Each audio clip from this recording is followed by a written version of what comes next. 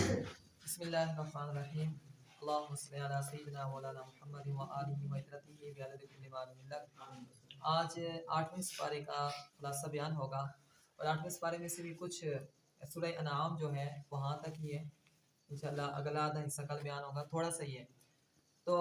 8ویں سپارے کے شروع میں اللہ رب العزت نے کچھ لوگوں کی حالت بیان کی ہے کہ اگر مردے زندہ ہو کر ان سے کلام بھی کریں تب بھی وہ ایمان نہیں لائیں گے۔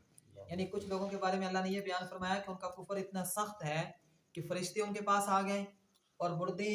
زندہ ہو کے ان سے گفتگو کر کے بتائیں کہ ایمان حق ہے، تب بھی وہ ایمان لانے والے نہیں ہیں۔ تو اللہ تعالیٰ نے یہ پہلے 8ویں سپارے کے شروع میں آیت مبارکہ نازل فرما دی، وَلَوْ أَنَّنَا نَزَّلْنَا إِلَيْهِمُ الْمَلَائِكَةَ وَكَلَّمَهُمُ الْمَوْتَى، کہ ان سے اگر فرشتے مردے بھی ان سے گفتگو کریں تب بھی وہ ایمان نہیں لائیں۔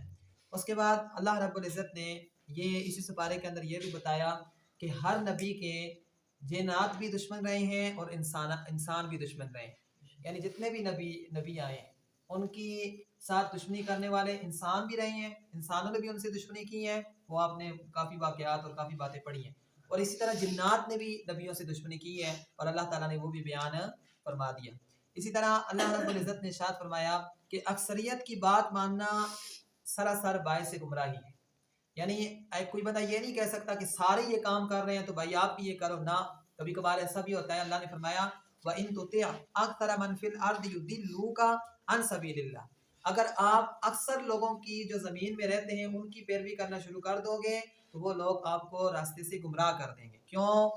إِن يَتَّبِعُونَ إِلَّا الظَّنَّ وَإِنْ هُمْ إِلَّا يَخْرُصُونَ، فرمایا کیونکہ وہ اکثر لوگ جو ہیں وہ اپنے گمان کے مطابق سوچتے ہیں اور ساتھ ساتھ وہ صرف اور صرف فضول قسم کی گفتگو کرتے ہیں۔ تو یعنی ایسا نہیں ہے کہ بھائی اکثریت اس طرف ہے تو وہ حق پر ہے، نہ، آپ نے دیکھا ہوگا کہ حق پر رہنے والے لوگ اکثر کم رہے ہیں، اور اس کے مقابلے میں جب بھی دیکھو تو جو نہ حق پر رہنے والے تھے یا جو منافقین تھے یا جو کفار تھے وہ زیادہ رہے۔ شروع سے ہماری جتنی بھی جنگیں چلتی آئی ہیں تو اکثر دیکھو غزوہ بدر سب سے پہلی جو ہماری جنگ ہوئی ہے تو مسلمان کم تھے اور کافر زیادہ تھے، منافقین زیادہ تھے اور مسلمان کم تھے، تو لہٰذا یہ اکثریت ایسی بات۔ اسی طرح آپ دیکھ لو کہ دیندار لوگ کم رہ گئے ہیں اور دنیا دار بہت زیادہ ہے۔ اب کوئی بندہ کہے کہ یار سارے یہ کر رہے ہیں تو آپ کیوں نہیں کر رہے؟ نہ، مثال کے اکثریت لوگ داڑھی نہیں رکھتے، اب کوئی بندہ یہ کہے کہ سارے نہیں رکھتے تم نے کیوں رکھی ہوئی؟ تو نہ، اللہ نے فرمایا اگر ان کی بات ماننا شروع کر دو گے تو کیا ہو جاؤ گے؟ گمراہ ہو جاؤ گے۔ اسی طرح ہر شادی کے اندر ڈھول ڈھماکہ ہوتا ہے، ہاں، اکثریت یہ ہے تو کم لوگ ہیں جو اس چیز کو منع کرتے ہیں۔ تو اب کہیں گے آپ لوگ کیوں نہیں کرتے، سارے ہی کرتے ہیں ہم کیوں نہیں کرتے؟ نہ، وہ اکثریت جو ہے وہ گمراہ کی طرف جا رہی ہے، تو اس لیے اللہ نے فرمایا کہ اگر اکثریت کے پیچھے چلو گے تو وہ تمہیں سیدھے راستے سے گمراہ کر دیں گے۔ اسی طرح اسی سپارے کے اندر اللہ رب العزت نے ارشاد فرمایا کہ صرف وہی کھانا کھاؤ، وہی جانور کھاؤ جس پر اللہ کا نام لے کر ذبح کیا گیا ہو، یعنی جانوروں میں سے وہی جانور حلال ہوتا ہے، حلال جانور بھی اگر اس کو اللہ کے نام لے کر نہ ذبح کیا جائے تو وہ حرام ہو جاتا ہے، وہ آپ کھا نہیں سکتے۔ تو حلال جانور کے لیے شرط یہ ہے کہ اس پر جب ذبح کیا جائے تو اللہ کا نام لے کر اس کو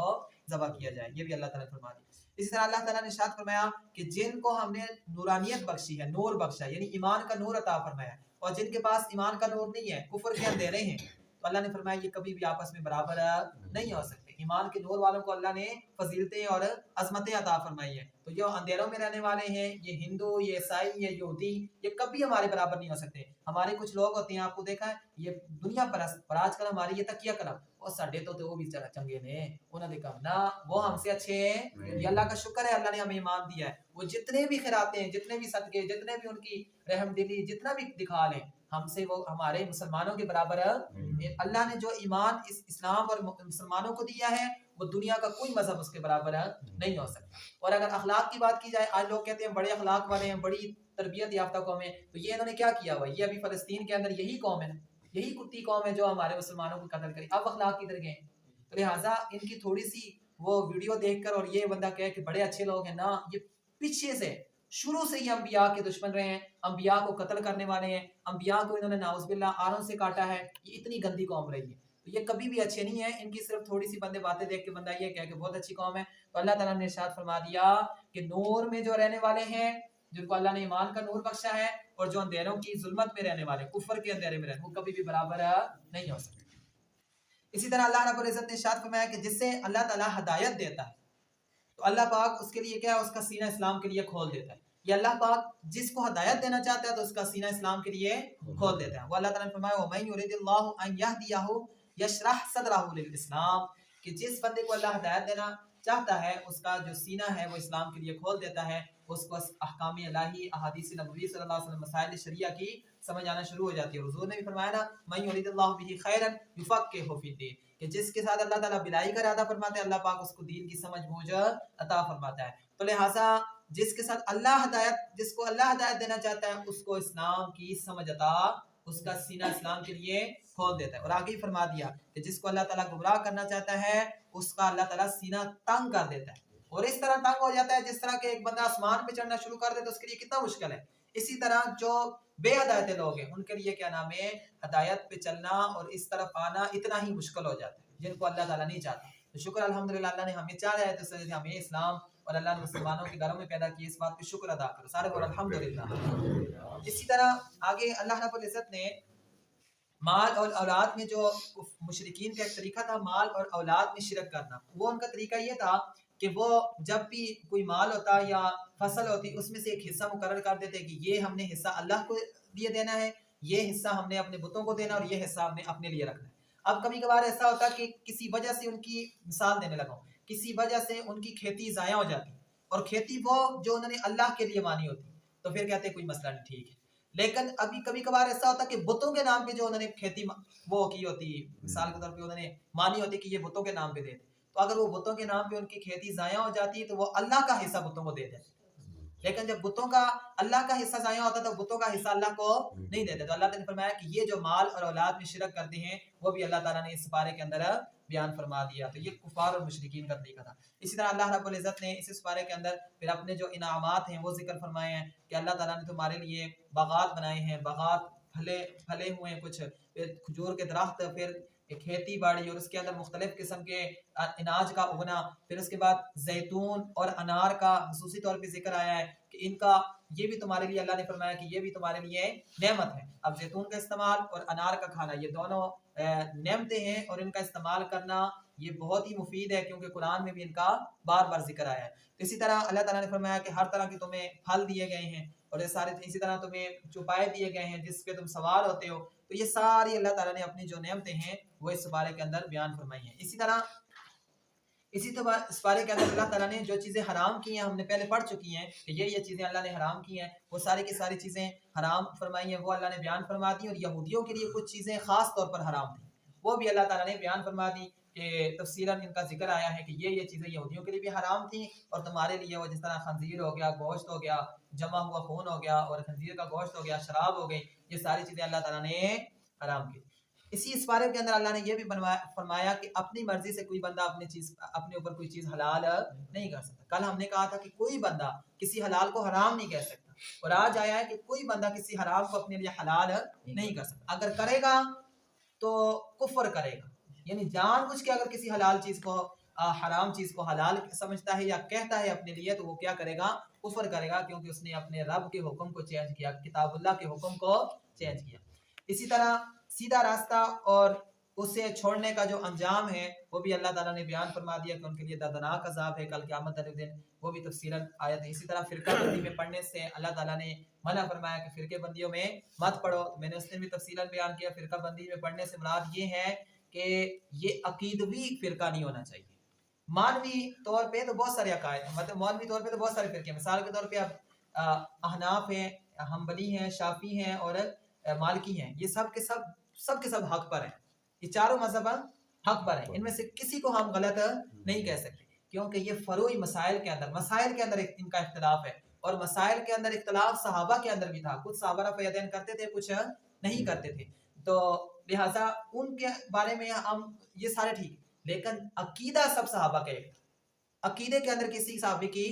یعنی چینج نہیں تھا، سب صحابہ کا عقیدہ ایک ہی تھا. تو اب الحمدللہ یہ جو حنفی ہیں، جو مالکی ہیں، جو شافعی ہیں، جو یہ چاروں مذہب حنبلی، یہ چاروں مذہب کے جو عقائد ہیں وہ ایک ہیں. پیچھے سے جو ان کے عقیدے ہیں اللہ کے بارے میں، نبی رحمت صلی اللہ علیہ وسلم کے بارے میں سارے ثواب ہو گیا، یا رسول اللہ کہنے کے بارے میں، یہ سارے عقائد ان کے ایک ہی ہیں. ہاں جو فروعی اختلاف ہے وہ صحابہ میں بھی تھا تو ان میں بھی اس کا کوئی مسئلہ نہیں، وہ فرقہ واریت نہیں ہے. یہ ہم یہ نہیں کہہ سکتے کہ یہ ہمبلی ایک فرقہ ہو گیا تو شافی ایک فرقہ ہو گیا، نہ، یہ ایک پوری جماعت ہے، ہم سب کا عقائد ایک ہے۔ تو لہٰذا فرقہ بندی سے اللہ نے منع فرمایا، اگر ان چاروں جماعتوں سے کوئی ہٹ کر کوئی چیز بناتا ہے تو وہ فرقہ واریت میں جا رہا ہے، وہ اس جماعت سے کیا ہو رہا ہے؟ الگ ہو رہا ہے۔ اسی طرح نیکی 10 گنا اور گناہ کا ایک ہی گناہ ملتا ہے، یعنی اللہ کوئی بندہ نیکی کرتا ہے تو اللہ پاک اس ایک نیکی کے بدلے 10 گنا اجر عطا فرماتا ہے، اور گناہ کرتا ہے تو گناہ کا ایک ہی گناہ لکھا جاتا ہے۔ وہ بھی اس بارے میں اللہ تعالیٰ نے بیان فرمایا، اور اللہ تعالیٰ نے یہ بھی بیان فرمایا ہے کہ مسلمان کی زندگی اور مسلمان کی موت صرف اور صرف اللہ کے لیے ہونی چاہیے۔ اللہ پاک ہمیں اپنے لیے ہی زندہ رہنے کی اور اپنے ہی راستے میں موت عطا فرمائے۔ وما علینا الا البلاغ المبین۔ 8ویں سپارہ جاری تھا ہمارا، اس کا خلاصہ بیان ہو رہا تھا۔ تو 8ویں سپارے کے اندر سورہ انعام ہم نے بیان کی تھی، اور سورہ اعراف جو ہے وہ شروع ہو چکی تھی۔ تو سورہ اعراف کے شروع میں اللہ رب العزت نے نبی پاک صلی اللہ علیہ وسلم کو حکم دیا کہ آپ نے ہمیشہ وحی کی اتباع کرنی ہے، وحی کے پیچھے چلنا ہے، اپنے قریبی دوستوں، اپنے قریبی رشتہ داروں کی بات کبھی بھی نہیں سننی، یعنی جو اللہ کی طرف سے آپ کو حکم نازل ہوا ہے آپ نے اس پر عمل کرنا ہے، کبھی بھی قریبی رشتہ داروں، قریبی دوستوں، قریبی لوگوں کی باتیں سننے کی ضرورت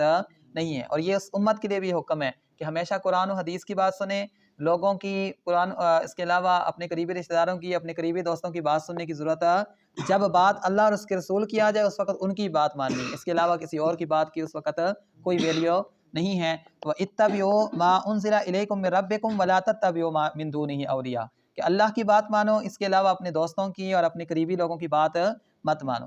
اس طرح اسی سپارے کے اندر اللہ رب العزت نے ایک مضمون بیان فرمایا کہ قیامت والے دن جو ہے اعمال تولے جائیں گے، اور جن کے جو دایاں پلڑا باڑی ہوگا ان کو اللہ پاک،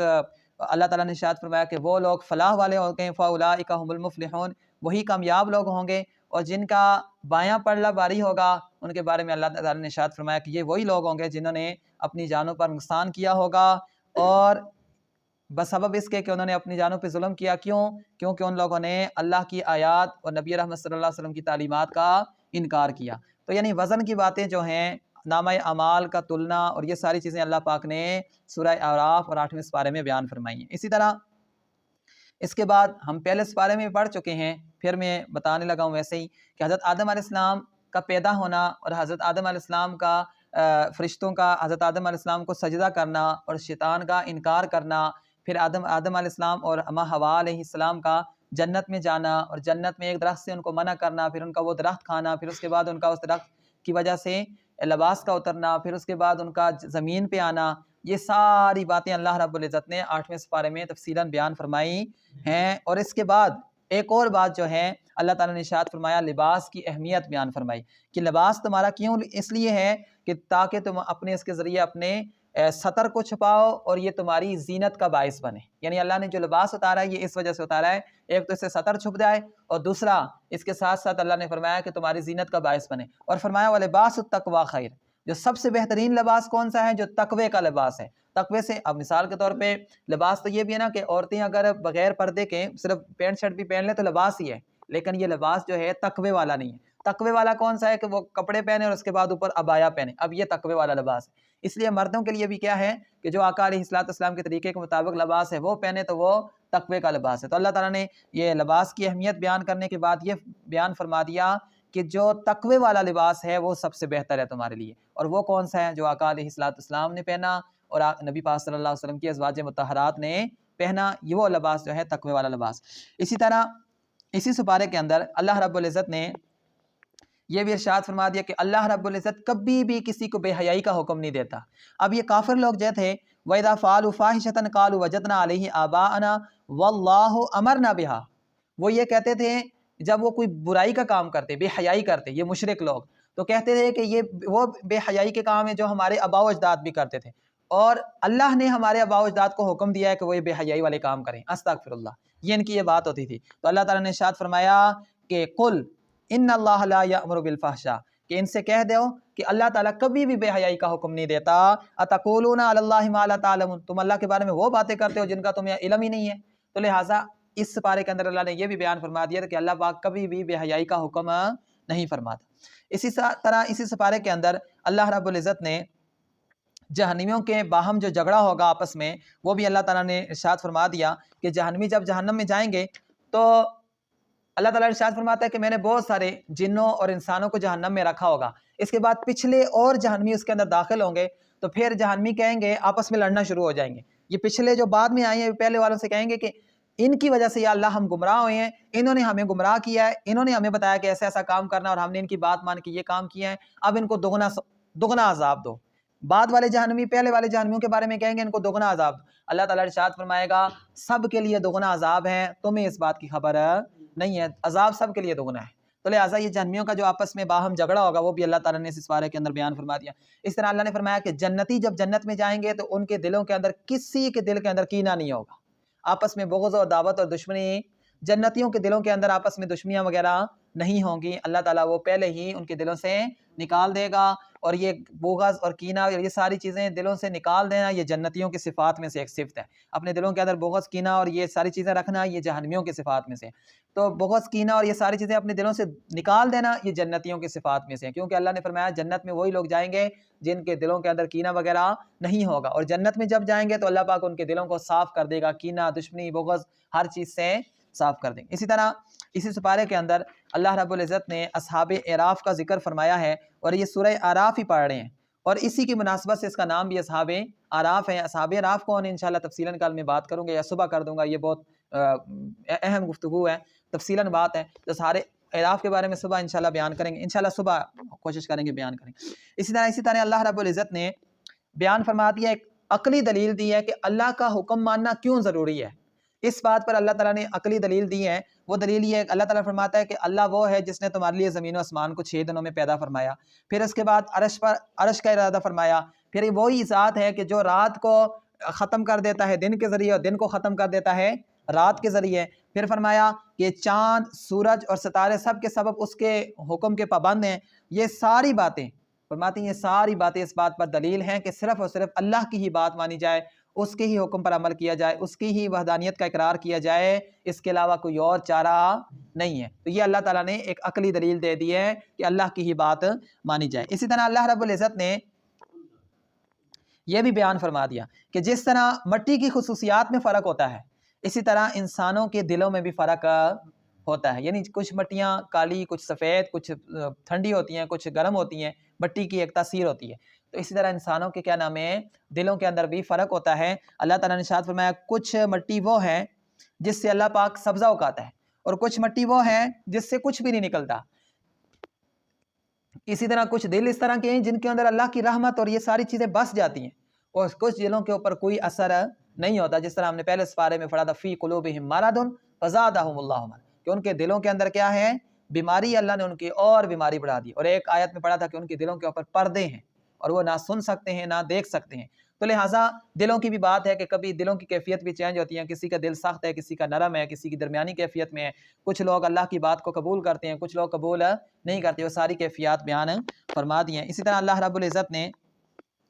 اس کے بعد حضرت نوح علیہ السلام اور ان کی قوم کا تذکرہ فرمایا کہ نوح علیہ السلام کی جو قوم تھی ان کو حضرت نوح علیہ السلام نے نوح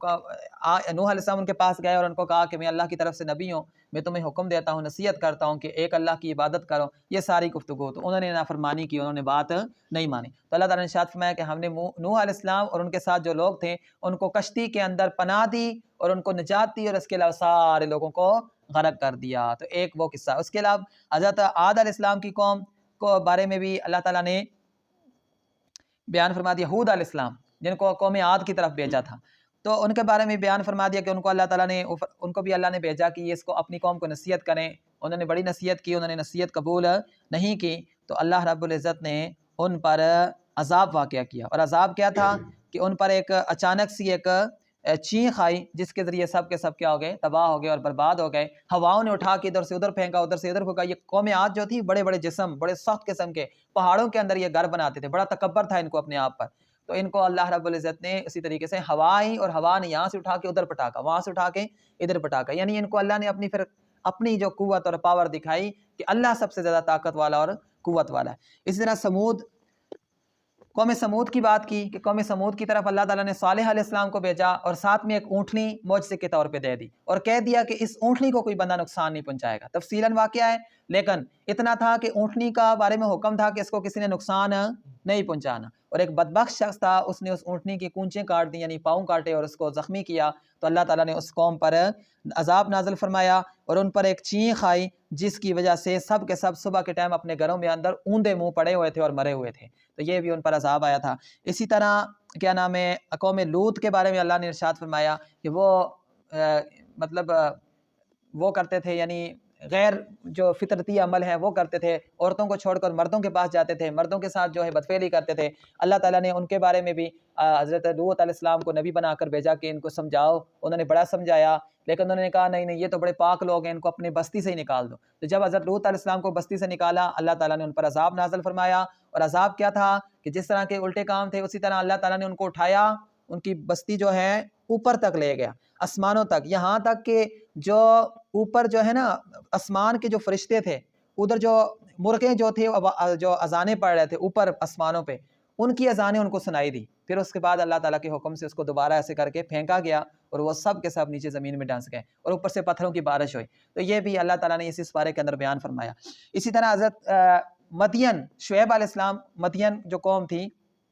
اصحاب مدین کے رہنے والے، ان کی طرف اللہ تعالیٰ نے شعیب علیہ السلام کو بھیجا، اور وہ قوم کی جو اندر برائی تھی وہ یہ تھے کہ ناپ تول میں کمی کرتے تھے، اور دوسرے کا بات یہ بھی جو بھی ان کے وہاں سے گزرتا تھا ان کی قوم کے پاس سے، ان کے شہر میں سے، ان کو وہ تنگ کرتے تھے، مسافروں کو تنگ کرتے تھے، تانہ بازی کرتے تھے، ان پر اوٹنگ بازی کرتے تھے۔ تو ان سے حضرت شعیب علیہ السلام نے ان کو منع کیا، وہ نہ منع ہوئے، تو اللہ تعالیٰ نے ان پر عذاب نازل فرمایا اور ان پر بھی ایک چینخ آئی جس کی وجہ سے وہ سب کے سب صبح کے ٹائم جب تھے اپنے گھروں میں سب کے ساتھ اوندے منہ گرے ہوئے اور مرے ہوئے پڑے تھے۔ تو یہ ساری قوموں کا اللہ تعالیٰ نے ان آیات کے مبارکہ کے اندر عذاب اور ان کی جو خامیاں وہ بھی بیان فرمائی۔ تفصیلاً باتیں بڑی ہیں اس کے اندر، لیکن ہم نے خلاصہ بیان فرمایا۔ اللہ پاک ہمیں اپنے عذاب سے محفوظ فرمائے، رمضان المبارک کی صحیح معنوں میں قدر کرنے کی توفیق عطا فرمائے۔ کل انشاءاللہ 9ویں سپارے کا خلاصہ بیان ہوگا۔ آمین۔ کل سے وہ بیان